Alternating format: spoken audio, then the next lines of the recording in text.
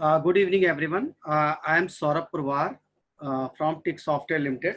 Basically मैं आज आपको TIC सॉफ्टवेयर की सारी फंक्शनलिटी के बारे में आपको एक्सप्लेन करूंगा। सबसे पहले मैं आपको एक बार सॉफ्टवेयर का पूरा ब्रीफ में डेमोस्ट्रेशन प्रोवाइड कराऊंगा। देन उसके बाद जिसकी जो भी क्वेरी हो वो डेमोस्ट्रेशन के टाइम पे नोट कर सकता है।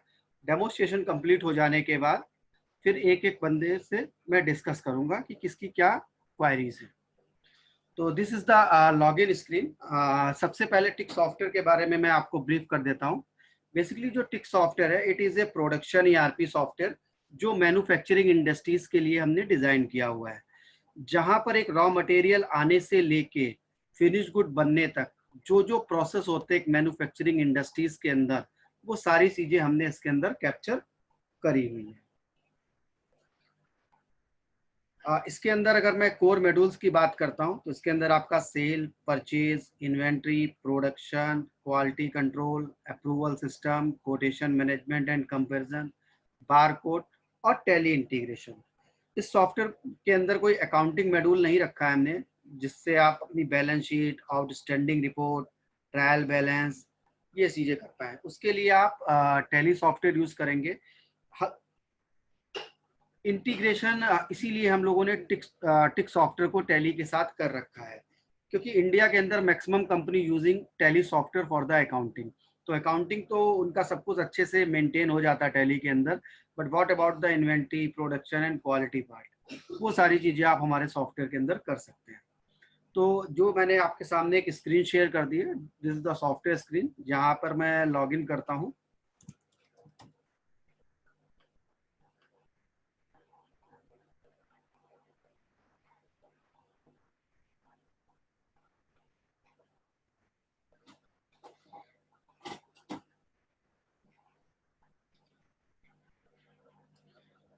तो जैसे ही आप इस सॉफ्टवेयर को लॉगिन करते हैं, इसमें मल्टीपल तरीके के डैशबोर्ड्स अवेलेबल हैं। राइट में आपको देख पा रहा होगा नोटिफिकेशंस के ऑप्शन आ रहे हैं, जैसे पीओ पेंडिंग, कौन सा प्रोडक्शन स्टार्ट हुआ है, कौन से अप्रूवल के लिए पेंडिंग है, ये सारी चीज़ें आपको नोटिफिकेशन पे मिल सकती है। नोटिफिकेशन के कई सारे मोड रखे गए हैं।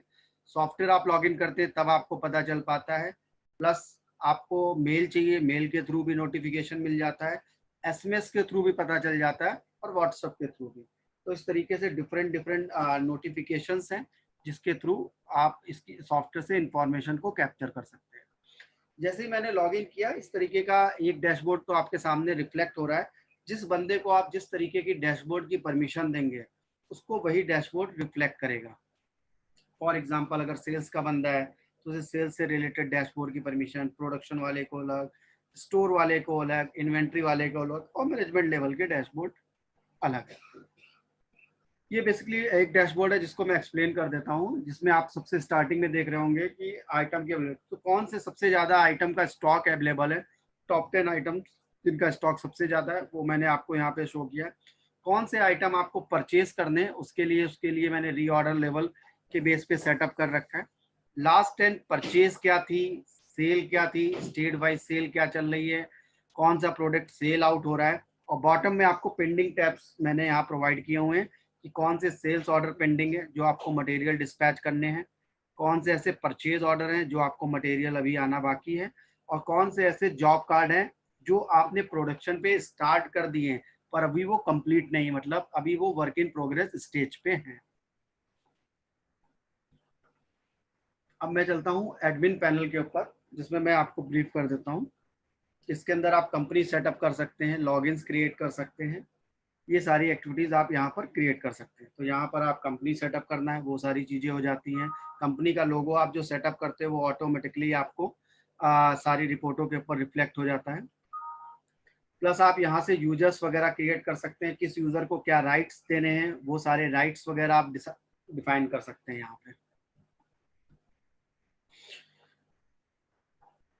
यहाँ से सारे राइट्स वगैरह सब चीजें आप डिफाइन कर सकते हैं। इसके बाद इनिशियली कभी भी कोई सॉफ्टवेयर स्टार्ट होता है तो सबसे बड़ा चैलेंज ये आता है कि इतने सारे मास्टर कैसे क्रिएट किए जाएं एक सॉफ्टवेयर से दूसरे सॉफ्टवेयर में। तो जैसे कि मैंने बताया कि हम लोग का सॉफ्टवेयर टैली के साथ इंटीग्रेटेड है, तो इनिशियल लेवल पे जो भी मास्टर डेटा होता है आपका टैली में, item master, customer master, vendor master, bill of material, HSN master और ओपनिंग, वो सारा डेटा हम यहाँ पर एक्सेल के थ्रू इम्पोर्ट करा देते हैं। तो सारा मास्टर आपका वन शॉट में क्रिएट हो जाता है। तो आपका मास्टर क्रिएट करने में जो भी समय होता है वो सारा कुछ बच जाता है। इसके बाद मैं मेन प्रोडक्ट पे चलता हूँ जहाँ पे आपकी टीम काम करेगी। ये सॉफ्टवेयर पूरा इंटीग्रेटेड है फॉर द ऑल डिपार्टमेंट्स। तो सबसे पहले जो इम्पोर्टेंट मास्टर है, पहले मैं वो ब्रीफ करता हूँ आपको। इसमें सबसे पहले आता है चार्ट ऑफ अकाउंट। यहाँ पे आप अपने कस्टमर वेंडर की लिस्टिंग क्रिएट करते हैं। It is a general master जो आप कस्टमर और वेंडर्स आप क्रिएट कर रहे हैं। इसमें हम जो एडिशनल काम कर रहे हैं वो मैं जरूर आपको बताना चाहूँगा। अगर वो आपका सप्लायर है तो उस सप्लायर से मैं किस मटेरियल के लिए डील कर रहा हूँ, तो वहाँ पर उन आइटमों को आप उसके साथ मैप कर पाते हैं। इससे आपको बेनिफिट ये होता है कि फ्यूचर में कभी भी आपका पर्टिकुलर आइटम फिनिश हो रहा है तो सिस्टम विल सजेस्ट यू कि आपके टॉप वेंडर कौन से हैं जो पर्टिकुलर आइटम के लिए आपने डिफाइन किए हुए हैं।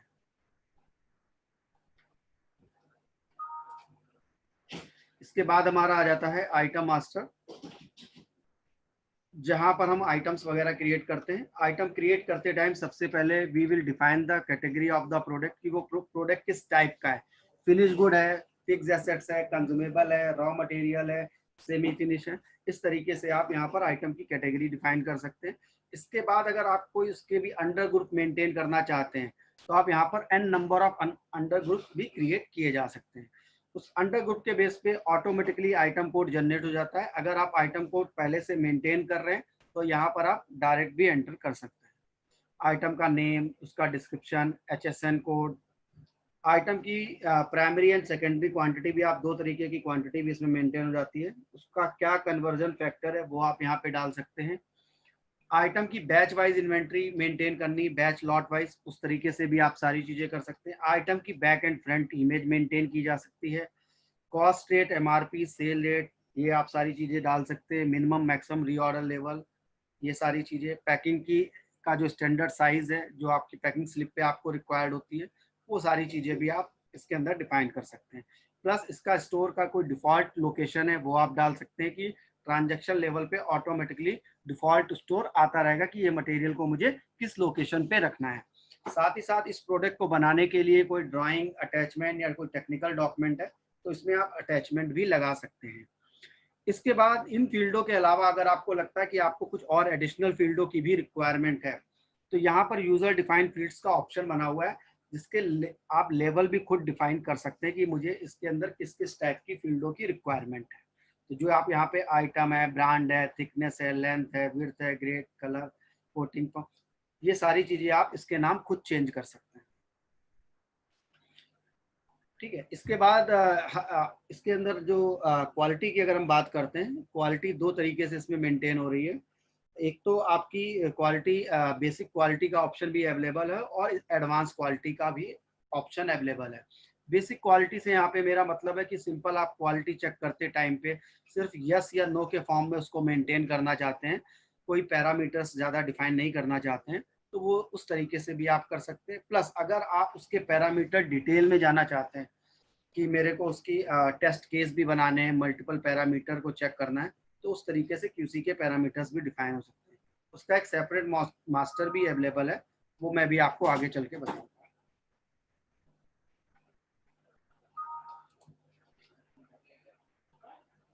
इसके बाद it is a general master, तो मैं और country, city, terms condition, department में इस पर नहीं जाके move to the production master, bill of material, जहाँ पे एक फिनिश गुड को बनाने के लिए क्या क्या रॉ मटेरियल लगते हैं वो आप यहाँ पे डिफाइन कर पाते हैं।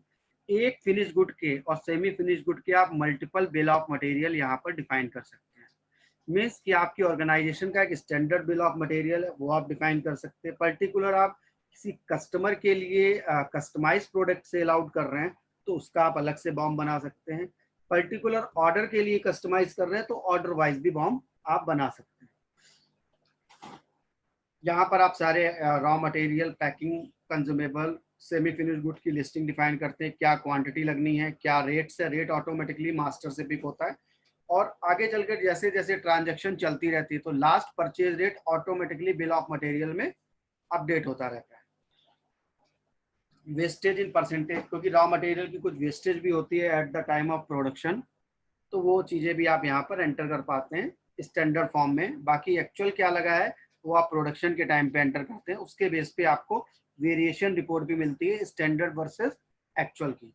प्लस इस आइटम को बनाने के लिए कई सारे प्रोसेस से होके गुजरना पड़ता है, जैसे cutting, drilling, forging, assembling, packaging. तो यहाँ पर आप एन नंबर ऑफ प्रोसेस आप खुद क्रिएट कर सकते हैं और यहाँ पे सेलेक्ट कर सकते हैं कि आपको कि क्या क्या प्रोसेस है आपके प्रोडक्ट और आपके ऑर्गेनाइजेशन के हिसाब से। इसी के बेस पे आपकी WIP की रिपोर्ट भी मेंटेन होती है। प्लस इन सब के बाद एक आपको यहाँ पर मटेरियल की कॉस्ट तो पता ही चलती है, साथ में आप अगर ओवरहेड का कुछ खर्चा भी है, जैसे आप चाहते हैं कि मेरे को एग्जैक्ट मटेरियल की कॉस्टिंग रिपोर्ट देखनी हो आगे, तो मेरी मटेरियल की कॉस्टिंग मान लीजिए यहाँ पे 13 रुपये राउंड में आ रही है और आपने डाल दिया कि मेरा 25% का ओवरहेड का खर्चा भी रहता है, तो एक्चुअल कॉस्ट आपको कैलकुलेट करके बता देगा कि इस प्रोडक्ट को बनाने के लिए 16 रुपए की एक आपकी एस्टिमेटेड कॉस्ट निकल के आ रही है।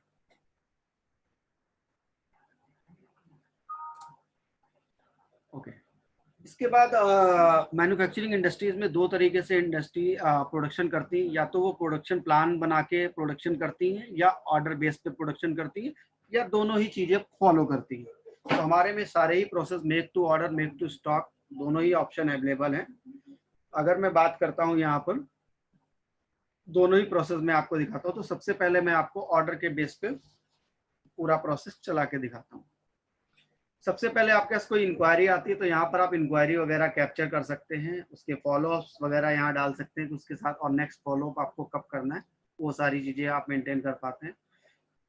प्लस उसको यहाँ से आप सेल कोटेशन वगैरह भेजना चाहते हैं तो सेल कोटेशन भी आप हमारे सॉफ्टवेयर से भेज सकते हैं। तो यहाँ से आपकी सेल कोटेशन वगैरह भी आप यहाँ से भेज सकते हैं।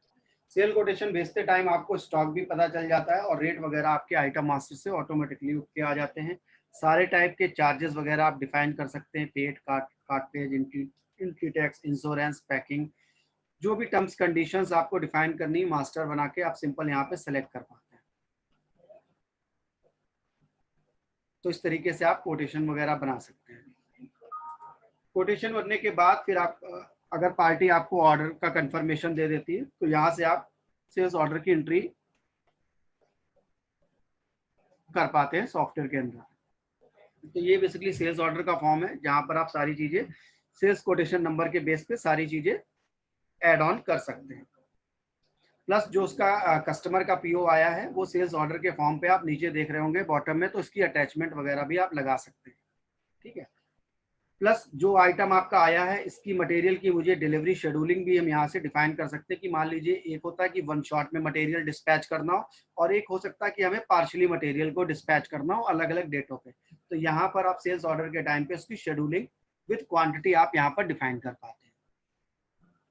ऑर्डर का सारा कंफर्मेशन हो जाने के बाद, जैसे उसका एडवांस आ गया, वो सारी चीजें होने के बाद आप सेल्स ऑर्डर को अप्रूव कर सकते हैं।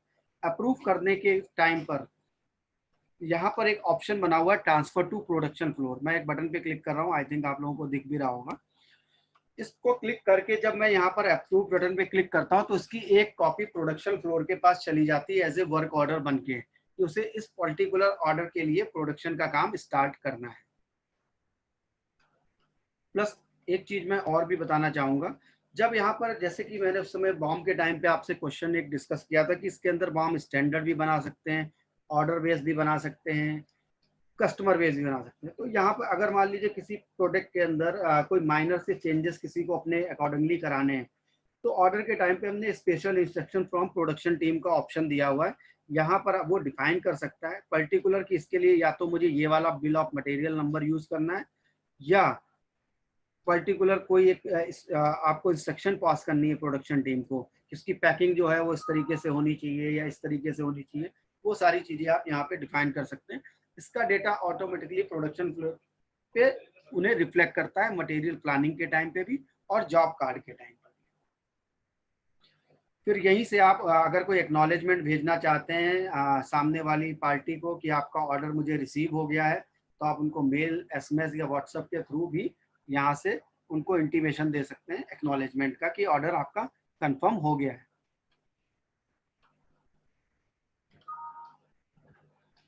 ओके, ऑर्डर कंफर्म हो जाने के बाद फिर हमारा काम स्टार्ट हो जाता है प्रोडक्शन फ्लोर के ऊपर। अब मेरे पास एक फिनिश गुड के मल्टीपल आइटमों के ऑर्डर्स आ चुके हैं। अब मुझे यहाँ पर स्टार्ट करना है कि इस आइटम को बनाने के लिए जो डिलीवरी डेट दी गई है, इसके बेस पे मेरे पास सफिशिएंट रॉ मटेरियल है या नहीं है। उसे हम बोलते हैं मटेरियल रिक्वायरमेंट प्लानिंग।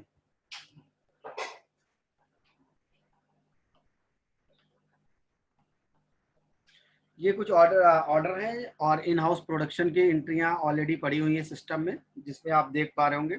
यहाँ पर स्पेशल इंस्ट्रक्शन जो मैंने आपको बताया था वो कॉलम भी यहाँ पे रिफ्लेक्ट कर रहा है। ऑटोमेटिकली आपका डिफॉल्ट जो भी बॉम्ब होंगे वो यहाँ पर सेलेक्ट होके आएंगे। अगर उसके मल्टीपल बॉम्ब होंगे तो आपको कॉम्बो बॉक्स के फॉर्म में दिखने लगेगा कि यू विल चेंज इट। ये देखिए, जैसे मैं क्लिक कर रहा हूँ कि सौरभ 1 बना हुआ है, एक standard bomb versus job work material का बना हुआ है, एक स्टैंडर्ड मोबाइल का बना हुआ है। तो इस तरीके से आप यू विल सेलेक्टेड कि आप कौन से उसमें जाना चाहते हैं।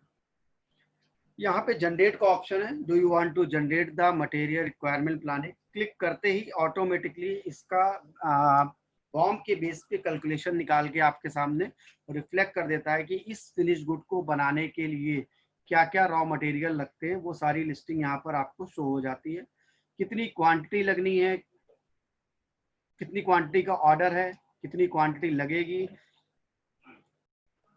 टोटल मल्टीप्लाई करके एडिशनल क्वांटिटी जो वेस्टेज में आपने डिफाइन किया था उसको भी ये कंसीडर करता है। टोटल रिक्वायर्ड क्वांटिटी पता चल जाती है, स्टॉक में क्या अवेलेबिलिटी थी वो आपको पता चल जाएगी। कोई ऑर्डर आपके पास पेंडिंग चल रहे हैं तो उसकी क्वांटिटी को भी ये कंसीडर करता है। इसके बाद अगर MAQ है या रीऑर्डर लेवल है, स्टैंडर्ड पैकिंग है कुछ बना हुआ है, या लीड टाइम है पर्टिकुलर, उसकी सारी कैलकुलेशन के बेस पे ये परचेज एडवाइस क्वांटिटी आपको क्रिएट करके दे देता है कि एक्चुअली आपको ये रॉ मटेरियल की रिक्वायरमेंट है। इसके बेस पे आप नीचे अगर देख पा रहे हो एक मेक इंडेंट का ऑप्शन बना हुआ है। यहाँ पर आप जैसे ही मेक इंडेंट पे क्लिक करते हैं तो इसका ऑटोमेटिकली इंडेंट जनरेट हो जाता है परचेज डिपार्टमेंट के पास। क्योंकि मैंने ऑलरेडी जनरेट कर रखा है तो यहाँ पर आपको ऑलरेडी जनरेटेड दिखेगा और उसका कौन सा डॉक्यूमेंट नंबर था वो डॉक्यूमेंट नंबर भी यहाँ पर आपको रिफ्लेक्ट करेगा। ये पूरी की पूरी जो रिपोर्ट होती है ये आप इसको एक्सेल पे भी एक्सपोर्ट कर सकते हैं। तो यहाँ पर एक्सपोर्ट टू एक्सेल लिखा है, यहाँ पर एक्सेल में भी ये रिपोर्ट पूरी आपकी एक्सपोर्ट हो जाती है। तो मटेरियल प्लानिंग करने के बाद मूव टू द प्रोक्योरमेंट पास की। अभी मैं मान के चलता हूँ कि मेरे पास रॉ मटेरियल नहीं था, तो अगर मैं सर एक फ्लो से बात करता हूँ कि आपके पास सबसे पहले मैं एक बार रिपीट करूंगा कि आपके पास इंक्वायरी आई, आपने कोटेशन भेजा, कोटेशन के बेस पे ऑर्डर आया, ऑर्डर का कंफर्मेशन होने के बाद you will run the production plan. तो ये सारा इंटीग्रेटेड सोल्यूशन है, मतलब एक का काम खत्म होता दूसरे को अपने आप उसकी पेंडेंसी पता चलती रहती है। जैसे ही मैंने इंडेंट जनरेट किया इसका नोटिफिकेशन परचेज डिपार्टमेंट के पास चला जाता है और यहाँ पर फिर वो इंडेंट लेवल पे शो करने लगता है। यहाँ से आप इंडेंट आ जाते हैं, इंडेंट का अप्रूवल होता है। अप्रूवल के बेस पे आप यहाँ पर परचेज ऑर्डर रेस करते हैं पर्टिकुलर पार्टी को। तो परचेज ऑर्डर बनाते टाइम सिंपल आप यहाँ पर इंडेंट नंबर सेलेक्ट करते हैं और ऑटोमेटिकली सारा डेटा फिलअप होके आ जाता है। किस पार्टी को आप देना चाहते हैं, कौन से प्रोडक्ट के लिए देना चाहते हैं, क्या रेट में आपको देना है, क्या पुराना रेट था, क्या कौन से मेरे अप्रूव्ड वेंडर थे, लास्ट मैंने किससे खरीदा था। ये सारी चीज़ों के लिए आपको आप अभी रिपोर्ट पे डिपेंडेंसी होती है लोगों की कि वहाँ पे जाके रिपोर्ट पे जाके एनालाइज करना पड़ता है इन सब चीज़ों। यहाँ पे जैसे ही पर्टिकुलर आप किसी प्रोडक्ट के ऊपर क्लिक करेंगे, आइटम के ऊपर, तो यहीं पे वो आपको लिस्टिंग करके बता देगा कि आपके लिए पर्टिकुलर प्रोडक्ट की पुरानी हिस्ट्री क्या चल रही थी। तो जैसे ही मैंने आइटम पे क्लिक किया आपको नीचे एक टैब ओपन हो जाएगा कि आपके प्रेफर्ड वेंडर लिस्ट क्या थी जो आपने मास्टर में डिफाइन की थी, आज तक सबसे कम रेट किसने दिया था, लास्ट आपने किससे खरीदा था, और एवरेज परचेज रेट क्या रहा है, और मंथली कंजम्पशन आपकी क्या रही है। आप पर्टिकुलर एक पार्टी को इस समय 2 रुपए 8 पैसे में अगर देने जा रहे हैं तो अगर आप इस पार्टी का पर्टिकुलर देखना चाहते हैं तो लास्ट टाइम इसमें आपको 1 रुपए 49 पैसे में दिया था। तो करीब करीब यहाँ पर हम बात करते हैं 60 पैसे के अराउंड में ये प्राइस बढ़ा के दे रहा है। तो अभी क्या इन सब चीज़ों के लिए लोग रिपोर्ट पे जाते हैं, यहाँ पे रिपोर्ट पे जाने की जरूरत नहीं है, आपको ऑन स्क्रीन यहीं पे पता चल जाएगा और यहीं से आप एनालाइज कर पाएंगे पीओ जनरेट करने से पहले कि एक्चुअल क्या आइटम का हिस्ट्री था। प्लस पीओ बनाते टाइम यहाँ पर भी आपके डिलीवरी शेड्यूल है, अगर कोई डिस्काउंट फैक्टर है वो आप यहाँ से कंसीडर कर सकते हैं, सारे चार्जेस आप डिफाइन कर सकते हैं। नॉर्मली यहाँ पर जब परचेज करते हैं, परचेज के हमने दो पैरामीटर रखे, क्योंकि नॉर्मल इंडस्ट्रीज में होता है केजी में खरीद रहे हैं, पीसेस में यूज किया जा रहा है, तो हम मटेरियल को प्राइमरी क्वांटिटी से खरीद रहे हैं या सेकेंडरी क्वांटिटी से खरीद रहे हैं, वो ऑप्शन भी सॉफ्टवेयर के अंदर अवेलेबल है। इन फील्डों के बाद भी अगर आपको लगता है कि मुझे कुछ और एडिशनल फील्डों की जरूरत है, तो यूजर डिफाइन के अंदर आप एडिशनल फील्डें भी ऐड कर सकते हैं। प्लस आप टर्म्स कंडीशन डिफाइन कर सकते हैं, यहाँ पर भी आप आइटम की मल्टी शेड्यूलिंग कर पाते हैं।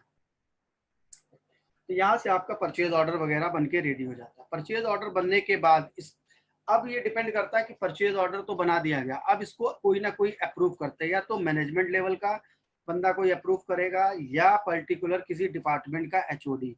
अब एचओडी में भी हो सकता है कि मल्टीपल टाइप के एचओडी हो या मल्टीपल हायरार्की का सिस्टम हो ऑर्गेनाइजेशन में, कि अगर 1 लाख रुपए तक की का परचेज ऑर्डर है तो ए बंदा करेगा, अच्छा इससे ऊपर का है तो बी बंदा करेगा। अच्छा, इनके अप्रूवल के बाद एक फाइनल अप्रूवल के लिए 1 लाख से 5 लाख का अप्रूवल एक मैनेजमेंट लेवल पे दिया हो, तो यहाँ पर आप पीओ की मल्टीपल ऑथराइजेशन का सिस्टम बना हुआ है।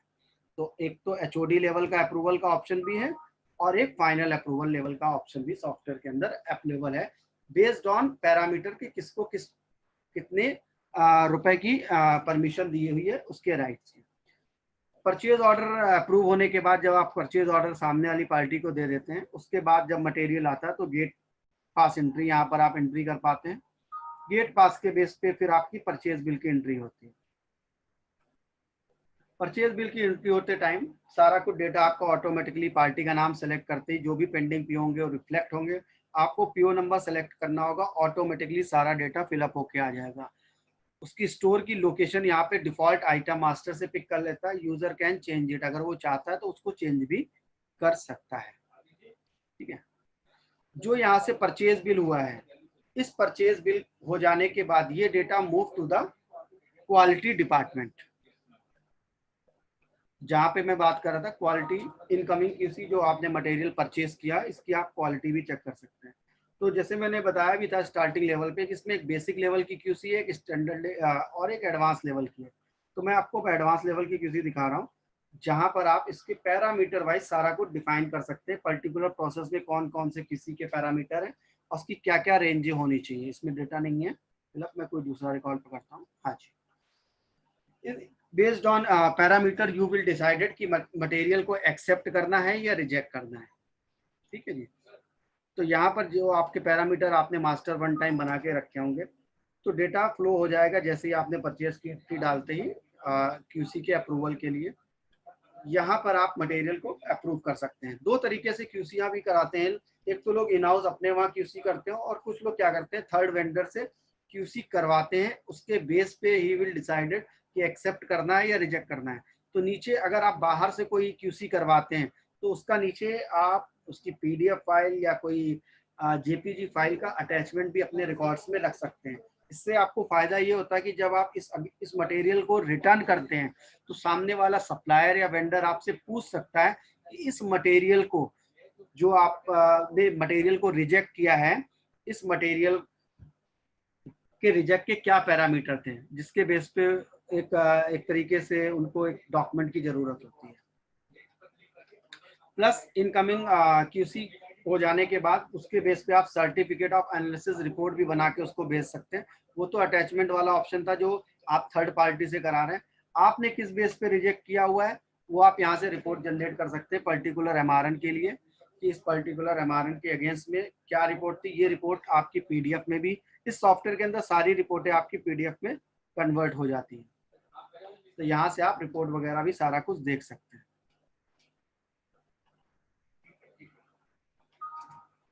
मटेरियल मान के चलते हैं कि मटेरियल थोड़ा रिजेक्ट हो गया, थोड़ा एक्सेप्ट हो गया, दोनों केस लेते हैं।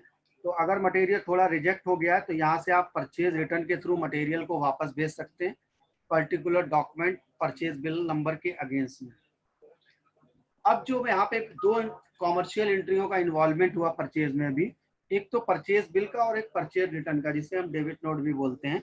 तो जो परचेज बिल है और जो परचेज रिटर्न है, ये दोनों डॉक्यूमेंट ऑटोमेटिकली आपके टैली के अंदर पोस्ट हो जाएंगे। वो किस तरीके से पोस्ट होंगे उसका फॉर्म अभी आगे है, वो मैं अभी आपको आगे बताऊंगा।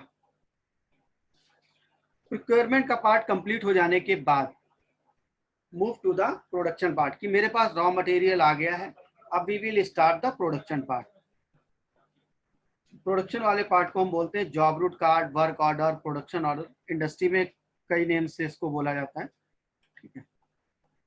तो ये बेसिकली हमारा जॉब रोड कार्ड का स्क्रीन है, जहां पर हमारी सिंगल स्क्रीन के अंदर पूरी प्रोडक्शन की एंट्री चलती है, प्रोसेस वाइज, मशीन वाइज, कितना कंजम्पशन हो रहा है, कितना वेस्टेज हो रहा है, कितना स्क्रैप हो रहा है, लाइन लेवल के ऊपर कहाँ कहाँ पे रिजेक्शन हो रही है, और किस प्रोसेस के ऊपर कौन सा बंदा या लेबर काम कर रही है, वो कितना टाइम लग रहा है हर प्रोसेस की पिक करने के लिए, वो सारी चीजें इस सिंगल स्क्रीन के अंदर कैप्चर हो रही है। जो मैंने आपको एक बताया था स्टार्टिंग लेवल पे सेल्स ऑर्डर की जो स्पेशल इंस्ट्रक्शन पास होता है प्रोडक्शन टीम को, वो यहाँ जॉब कार्ड में भी आप देख रहे होंगे, ब्लू कलर से बैच नंबर फील्ड के नीचे आपको डिस्प्ले हो रहा है, ठीक है। तो यहाँ पर आपके सारे प्रोसेस जो बिल ऑफ मटेरियल में आपने डिफाइन किए होंगे वो सारी चीजें आ जाएंगी, प्रोडक्शन क्वांटिटी आ गई, आप ऑर्डर बेस्ड प्रोडक्शन कर रहे हैं, कंटिन्यू कर रहे हैं, ये सारी चीजें आपको single, plus particular finish good का कोई आप बैच या लॉट नंबर मेंटेन करना चाहते हैं तो इसका ऑटोमेशन का भी ऑप्शन है, मैनुअल भी आप यहाँ पर डाल सकते हैं, यहाँ पे आप टाइप भी कर सकते हैं, और अगर आप सेटअप लेवल पे ऑटो बैच नंबर पे क्लिक कर देंगे तो ये नंबर ऑटोमेटिकली भी जनरेट होता रहेगा, ठीक है। प्लस यहाँ से अब जब मेरे जॉब रूट कार्ड क्रिएट होता है, इसके बेस पे हम मटेरियल की डिमांड करते हैं, मटेरियल की डिमांड करते टाइम ऑटोमेटिकली सारा डेटा बिल ऑफ मटेरियल से फिलअप होके आ जाता है। यहाँ पर कौन सा बिल ऑफ मटेरियल आपको कंसीडर करना है वो आप यहाँ से सेलेक्ट कर सकते हैं, अगर मल्टीपल बने होते हैं तो वो आपको यहाँ पे शो कर देता है। अब कभी कभी क्या होता है कि ये 5 आइटमों का मेरा स्टैंडर्ड बॉम्ब था, इसके बेस पे मेरी प्रोडक्शन चलती थी, सब कुछ ठीक था, लेकिन जब मैं प्रोडक्शन डिमांड भी कर ली थी, सारा कुछ ठीक था, लेकिन मैंने जब एक आइटम देखा कि जो इस समय स्टॉक में सॉफ्टवेयर में तो दिखा रहा है लेकिन फिजिकली वहां पर स्टोर लोकेशन पे नहीं पड़ा हुआ है, तो हम यहाँ पर इस तरीके से सेटअप भी कर सकते हैं, चेंजेस कर सकते हैं कि अगर पर्टिकुलर वो आइटम अवेलेबल नहीं है तो हम यहाँ पर मटेरियल दूसरा उसका सब्सिक्वेंट मटेरियल या अल्टरनेट मटेरियल भी यहाँ पर एंटर कर पाते हैं। जो हम यहाँ से डिमांड स्लिप जनरेट करते हैं उसकी ऑटोमेटिकली एक्नॉलेजमेंट स्टोर टीम के पास जाता है इशू करने के लिए, वो इशू वाला जो पार्ट है वो मैं अभी आपको बताऊंगा। मटेरियल इशू हो जाने के बाद यहाँ पे रॉ मटेरियल की कंजम्पशन होती है, मैं कोई ऐसा डेटा ले देता हूँ जिसमें ऑलरेडी सारा कुछ एंटर हो, ठीक है जी। ये है, यहाँ पर आपको इशू स्लिप नंबर आपको दिख पा रहा होगा, इशू स्लिप के बेस पे ऑटोमेटिकली सारा डेटा यहाँ सेलेक्ट हो जाता है। इसकी कैलकुलेशन जो है कंजम्पशन की और वेस्टेज की बिल ऑफ मटेरियल के बेस पे ऑटोमेटिकली आ जाती है, जैसा कि मैंने आपको बताया भी था कि स्टैंडर्ड के बेस पे, लेकिन यूजर कैन चेंज इट कि एक्चुअल बॉम्ब में हमने डिफाइन स्टैंडर्ड ये थे कि मेरी 5% की वेस्टेज होनी चाहिए, 100 पीस का कंजम्पशन था, 5 पीस की वेस्टेज थी, लेकिन एक्चुअल 6 पीस हो गए, तो यूजर कैन चेंज इट, यहाँ से वो चेंज कर सकता है कि उसका एक्चुअल में कहाँ पे क्या फर्क आया है। इसके बेस पे हमारी वेरिएशन रिपोर्ट अलग से जनरेट होके आती है सॉफ्टवेयर के अंदर कि स्टैंडर्ड बॉम्ब में हमने ये डिफाइन किया था और एक्चुअल हमारी ये चीजें निकल के आई हैं। रिपोर्ट वाला पार्ट में भी आगे आपको दिखाऊंगा। प्लस जैसे जैसे प्रोडक्शन चलती है तो यहाँ पर डेली की प्रोडक्शन एंट्री होती रहती है कि किस बंदे ने कहाँ कहाँ पे क्या क्या प्रोडक्शन का काम किया हुआ है, मतलब कौन से प्रोसेस पे कितने बजे काम स्टार्ट किया था, कितने बजे कंप्लीट किया है, कितनी प्रोडक्शन की थी, कितनी रिजेक्शन की थी, कितनी क्वालिटी पे चेक पे ओके हुआ है, कौन सा बंदा काम कर रहा था, कौन सा डिपार्टमेंट इन्वॉल्व था, और वो जो प्रोडक्शन हो रही थी वो किस मशीन के ऊपर हो रही थी, वो सारी चीजें इन सिंगल स्क्रीन के अंदर कैप्चर होती है।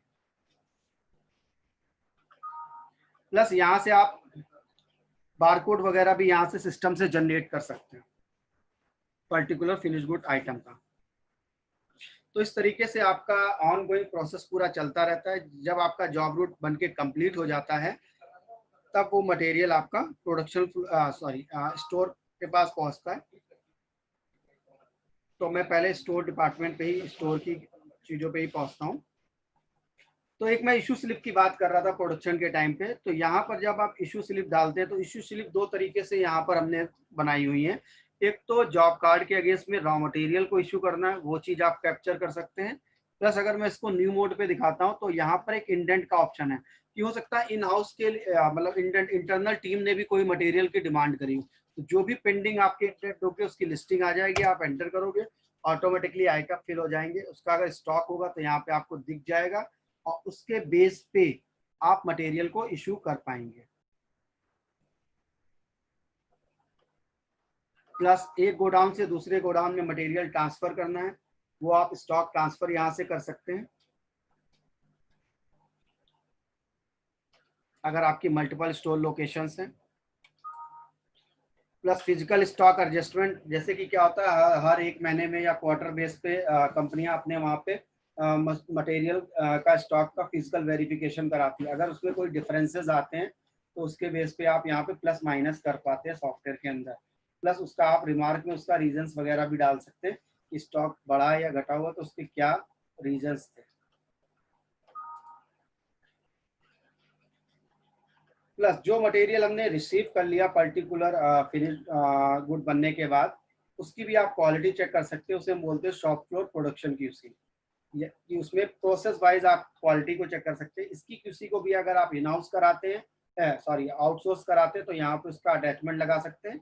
और अगर आप इन हाउस उसकी क्यूसी करते हैं तो उसके लिए भी आप सर्टिफिकेट ऑफ एनालिसिस रिपोर्ट यहाँ से जनरेट कर पाते हैं। तो ये बेसिकली फाइनल इंस्पेक्शन की रिपोर्ट है जो मैं आपके सामने मैंने ओपन कर रखी है। प्लस इसके बाद अब आपका आता है कि आप आरजीपी एनआरजीपी के थ्रू भी मटेरियल का मूवमेंट कर सकते हैं, वो पार्ट भी इसके अंदर कैप्चर हो रहा है। प्लस इंपोर्ट परचेज या एक्सपोर्ट सेल का ऑप्शन भी सॉफ्टवेयर के अंदर अवेलेबल है मल्टी करेंसी के साथ। देन इसके बाद जैसे कि मैं कुछ कंपनियां प्रोडक्शन इन हाउस भी करती हैं, कुछ आउटसोर्स भी कराती है। तो यहाँ पर जॉब वर्क के ऑप्शन भी अवेलेबल हैं, जॉब वर्क वेंडर और जॉब वर्क कस्टमर, दोनों ही ऑप्शन सॉफ्टवेयर के अंदर अवेलेबल हैं। आप जॉब वर्क के लिए अगर मटेरियल बाहर भेजते हैं तो क्या मटेरियल आप भेज रहे हैं, किस प्रोसेस के लिए भेज रहे हैं, फॉर एग्जांपल कटिंग के लिए भेज रहे हैं, क्या पर पीस रेट पे आपकी बात हुई है, वो सारी चीजें आप जॉब वर्क के अंदर मेंटेन कर पाते हैं। जॉब वर्क भी हमने दो तीन तरीके से इसके अंदर आप डेटा काम कर सकता है। एक तो आपने जो मटेरियल भेजा सेम मटेरियल आपने मंगाना है, उसका ऑप्शन अवेलेबल है। प्लस आपने ABC 3 मटेरियल भेजे और बन के डी मटेरियल आ रहा है, उसका ऑप्शन भी आप इसके अंदर मैनेज कर सकते हैं। आपने केवल ए मटेरियल भेजा और उसका कटिंग होने के बाद PQR आप मटेरियल मंगा रहे हैं डिफरेंट डिफरेंट साइजेस में, वो सारी चीजें और सारे कॉम्बिनेशन सॉफ्टवेयर के अंदर मेंटेन हो जाते हैं। अगर मैं यहाँ पर बात करता हूँ, जब आप रिसीव करते हैं तो रिसीव करते टाइम मैं आपसे पूछ लेता हूँ कि जैसे ये आप देख रहे होंगे मैंने फैब्रिक भेजा है और इससे मेरी शर्टें बन के आई हैं 3 अलग अलग तरीके से, ये तरीके का भी ऑप्शन अवेलेबल है। प्लस आपने जो मटेरियल भेजा सेम मटेरियल रिसीव किया, वो ऑप्शन भी अवेलेबल है। तो इस तरीके से सारे कॉम्बिनेशन अवेलेबल है। प्लस अगर आप जॉब वर्क करते हैं तो यहाँ पर आप उस तरीके से भी सारा डेटा मेंटेन कर पाते हैं कि आपने जॉब वर्क ऑर्डर का प्रोसेस किया, फिर कस्टमर से मटेरियल रिसीव किया, इन हाउस प्रोडक्शन का पूरा जॉब रूट कार्ड का प्रोसेस चलाया, then you will dispatch the material against job order. ये सारी चीजें रहती है। अच्छा, जो प्रोडक्शन में मटेरियल बन के रेडी हो गया था जिसकी हम बात कर रहे थे, अब मैं वापस उसी पे आता हूँ। देन उसके बाद आप उसकी यहाँ से बिलिंग वगैरह भी कर पाते हैं उस पर्टिकुलर ऑर्डर के अगेंस्ट में। तो यहाँ से आप मटेरियल की बिलिंग वगैरह भी कर सकते हैं। तो this is the sale invoice form जहाँ पर आप सारी चीजें एंटर करते हैं। ये वाला डॉक्यूमेंट भी आपका टैली में पोस्ट होता है। प्लस इसके बेस पे अगर आप पैकिंग स्लिप है या अगर आप इनवॉइस नहीं बना के डिस्पैच नोट बनाना चाहते हैं, पैकिंग स्लिप बना के तब इनवॉइस बनाना चाहते हैं, तो इस तरीके के मल्टीपल ऑप्शन अवेलेबल हैं सॉफ्टवेयर के अंदर। देन इसके बाद move to the integration part, tally integration. Tally integration में हमने दो तरीके से इंटीग्रेशन का ऑप्शन बना रखा है। एक तो हमने इस तरीके से टैली इंटीग्रेशन कर रखा है कि आपने टैली के अंदर जैसे कि हम बात करते हैं दो तरीके की अकाउंटिंग होती है, एक अकाउंटिंग होती है, एक विद इन्वेंट्री अकाउंटिंग होती है। तो हम दोनों तरीके से इन्वेंट्री टैली के अंदर पोस्ट कर रहे हैं। आप अगर आइटम वाइज पोस्टिंग कराना चाहते हैं टैली के अंदर, वो भी पॉसिबल है। आप वाउचर एंट्री पोस्ट कराना चाहते हैं, वो भी पॉसिबल है। यहाँ पर सिंपल आपको टैली की कंपनी का नाम डालना है, कौन से पीरियड के वाउचर को आपको एक्सपोर्ट करना है वो आप यहाँ पे सेलेक्ट करेंगे। Purchase sales, purchase return, sale return, stock journal and dispatch. जो आपका स्टॉक जर्नल में बताना भूल गया, जो आपकी प्रोडक्शन की एंट्री हुई है, वो अगर आप इन्वेंट्री वाला पार्ट उसमें अपना टैली में मेंटेन करते हैं तो उसकी स्टॉक जर्नल की एंट्री भी ऑटोमेटिकली आपकी टैली के अंदर पोस्ट हो जाएगी। मीन्स कि फिनिश स्टॉक का बढ़ जाएगा और रॉ मटेरियल कंज्यूम हो जाएगा। ठीक है, तो यहाँ से आप सिंगल क्लिक करते ही, इसके लिए बस कंपलसरी ये होता है कि टैली की कंपनी को आपको लॉगिन करके रखना होता है, उसके बाद ही ये डेटा वहाँ पे पोस्ट होता है, अदरवाइज नहीं होता है। तो ये सर मैंने ओवरऑल में आपको पूरे सॉफ्टवेयर का पैकेज दिखा दिया कि एक ऑर्डर आने से लेकर टिल डिस्पैच तक किस किस तरीके से सारी चीजें हो रही हैं। इसके अंदर मैंने मास्टर तो बताई, आपको प्रोक्योरमेंट का प्रोसेस बताया है, सेल का बताया है, जॉब वर्क का पूरा बताया है। प्रोडक्शन में एक चीज और रह गई है, वो भी मैं बता देता हूँ। इसके अंदर आप जैसे कि ये तो हो गया आपका, मैंने बताया कि ऑर्डर बेस्ड पे प्रोडक्शन। अगर आप ऑर्डर बेस्ड पे प्रोडक्शन नहीं, कंटिन्यू बेसिस पे आपकी प्रोडक्शन करते हैं, तो यहाँ से आप प्रोडक्शन प्लान भी बना सकते हो, किस किस आइटम की आपको प्रोडक्शन करनी है। तो यहाँ से आप डायरेक्ट प्रोडक्शन ऑर्डर भी क्रिएट कर सकते हैं। प्लस इन सब के बाद, जैसे कि मैंने एक बिल ऑफ मटेरियल पे मैं वापस आऊंगा, यहाँ पे मैंने एक चीज का जिक्र किया था कि ओवरहेड का, कि मेरी मटेरियल की कॉस्टिंग 12 रुपए आ रही है रॉ मटेरियल की, और मैंने 25% इसमें जोड़ दिया तो 16 रुपए मेरी मटेरियल की कॉस्ट आती है। एक एस्टिमेटेड कॉस्ट होती है, जिससे आपको ये पता चल जाता है कि हाँ मुझे ओवरऑल में ये कॉस्ट आ रही है। अगर आप चाहते हैं कि सॉफ्टवेयर के अंदर आप एक पूरा वाउचर एंट्री, पूरे मंथ का खर्चा भी डालना चाहते हैं, जो कि आप ऑलरेडी टैली में करते हैं, और उसकी सिंगल एंट्री यहाँ पास कर देंगे, तो उसको भी हम अपनी प्रोडक्शन की कॉस्टिंग में ऐड कर लेते हैं। जैसे कि लोगों की सैलरी हो गई, telephone expenses, travelling expenses, admin expenses, मतलब जिस तरीके के जितने भी खर्चे होते हैं वो आप यहाँ पर ओवरहेड के अंदर डाल देंगे। एक ओवरहेड वाउचर करके हमने दिया हुआ है, और वो हमारी कॉस्टिंग में जाके सीधे रिफ्लेक्ट करता है। यहाँ पे marketing, selling, telephone expenses, whatever जो भी आपके खर्चे हैं, इसका एक मंथली बिल आप यहाँ पे डाल देंगे। और उस मंथ में जितनी भी प्रोडक्शन हुई होगी, अगर मान लीजिए 10 लाख रुपए का खर्चा हुआ है और 10 लाख की प्रोडक्शन है, तो 1 रुपए जाके ऐड कर देगा आपकी प्रोडक्शन कॉस्ट में मटेरियल की कॉस्ट के साथ। वो अलग से आपको हेड दिखाएगा कि इसमें ओवरहेड कॉस्ट का खर्चा इतने रुपए हमने ऐड किया।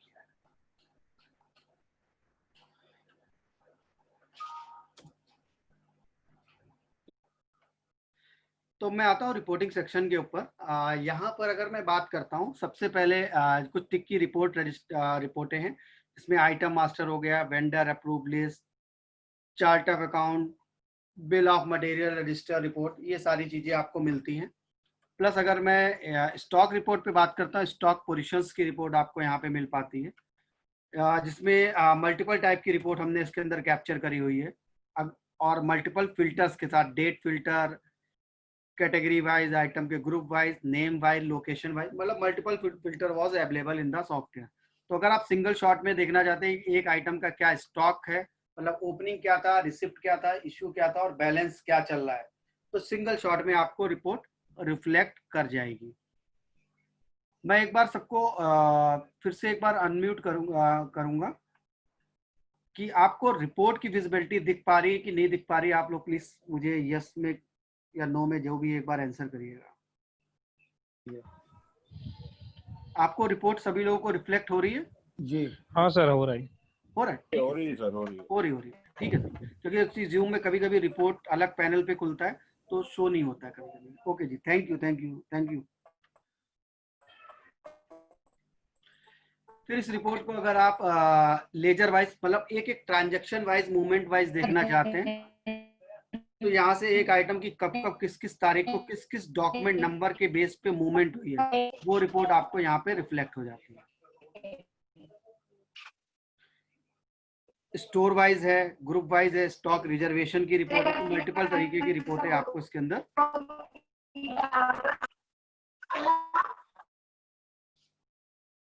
मिल जाती है। बैच वाइज अगर आप इन्वेंट्री मेंटेन करते हैं तो बैच वाइज रिपोर्ट आपको मिल जाती है, एक बैच के अंदर क्या क्या, किस किस बैच में कितना कितना मटेरियल है, ये इस तरीके से आपको रिपोर्ट देखनी है, ये आपको पता चल जाती है। इसमें भी सिंगल शॉट में भी है और लेजर वाइज भी रिपोर्ट आप देख सकते हैं। फिर अगर मैं इसकी बात करता हूँ पेंडिंग रिपोर्टों की, पेंडिंग में हमारे पास परचेज ऑर्डर की पेंडिंग रिपोर्ट में डेट वही मल्टीपल फिल्टर्स अवेलेबल है। आपको पेंडिंग रिपोर्ट देखनी है, यहाँ से आप क्लिक करेंगे, पेंडिंग पीओ की रिपोर्ट पता चल जाएगी, कौन सी पार्टी का कौन सा ऑर्डर था, क्या आइटम था, क्या ऑर्डर क्वांटिटी थी, क्या रिसीव हुआ है, कितना शॉर्ट क्लोज है, कितना बैलेंस चल रहा है। अगर आप कंप्लीट वाली देखना चाहते हैं तो कंप्लीट वाली भी यहाँ से देख सकते हैं, और ऑल देखना चाहते हैं ऑल भी देख सकते हैं। ये तो आपको मिल गई पार्टी वाइज रिपोर्ट। इसी को आपको प्रोडक्ट वाइज देखना है तो यहाँ से आप प्रोडक्ट वाइज रिपोर्ट को देख सकते हैं। आप इसको डिलीवरी शेड्यूल वाइज देखना चाहते हैं, डिलीवरी शेड्यूल वाइज भी रिपोर्ट जनरेट हो जाती है। इसी तरीके से आपकी पेंडिंग इंडेंट की report, sales order, job work, sale quotation, status report, ये सारी रिपोर्टें भी मिल जाती है। टिक के सारे डॉक्यूमेंट प्रिंट आउट और सारी रजिस्टर रिपोर्टें अवेलेबल है। हर रजिस्टर रिपोर्ट में दो तरीके की रिपोर्ट है, समरी एंड डिटेल। मतलब आपको केवल पूरा मोटा मोटा देखना है कि किस पार्टी को मैंने मटेरियल दिया हुआ है, किस डॉक्यूमेंट में क्या चार्जेस थे, क्या टोटल अमाउंट था, क्या अदर चार्जेस लगे, उस वाइज रिपोर्ट पता चल जाती है। अगर इसको आप आइटम वाइज डिटेल देखना चाहते हैं तो यहाँ से आप आइटम वाइज रिपोर्ट को देख सकते हैं।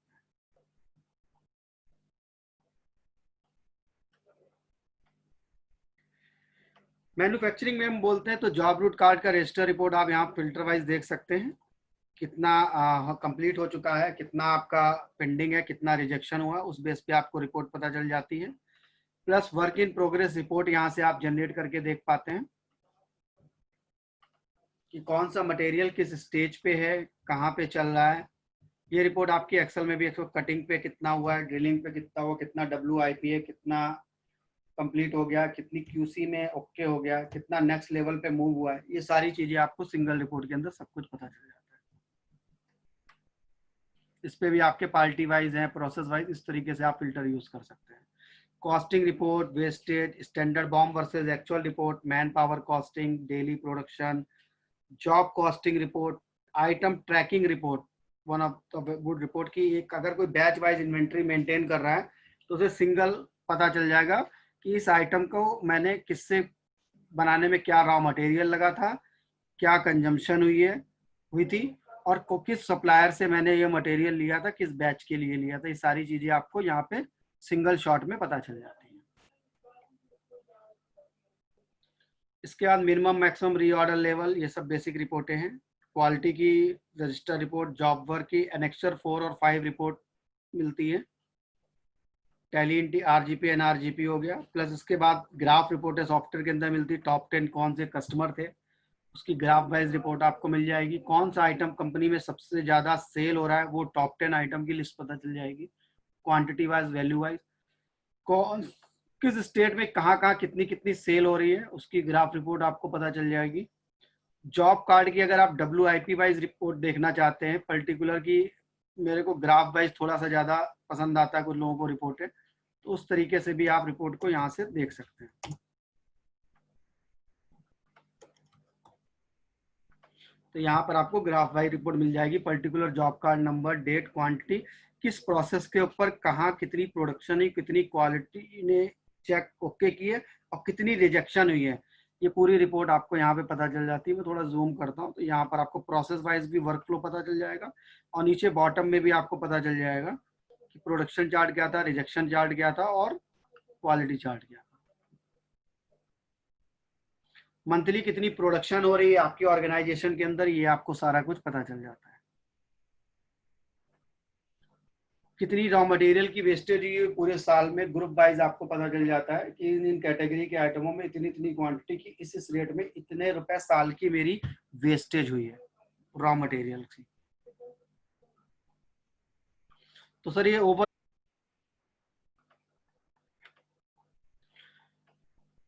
तो सर ये मेरा कांटेक्ट नंबर है जो आपकी स्क्रीन पे शो हो रहा है।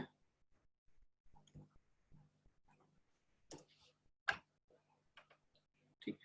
तो आप सर अगर 1-to-1 डेमोस्ट्रेशन लेना है या किसी को प्रोडक्ट की डिटेल चाहिए, वो मुझे इसी नंबर पे व्हाट्सएप भी कर सकता है, एसएमएस कर सकता है या कॉल करके। सर मेरा नाम सौरभ पुरवार है।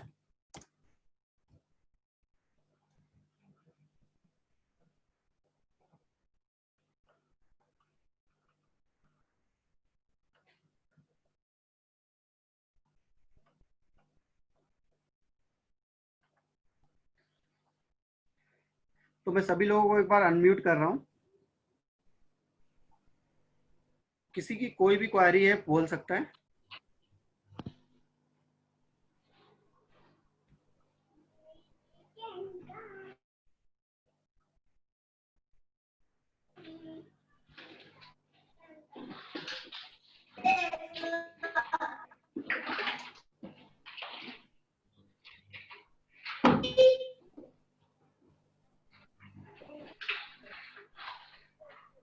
आई थिंक सभी की क्वेरी आई थिंक सॉल्व हो चुकी है। तो thank you very much sir joining this session. और किसी को कोई भी फीडबैक देना हो प्रोडक्ट से रिलेटेड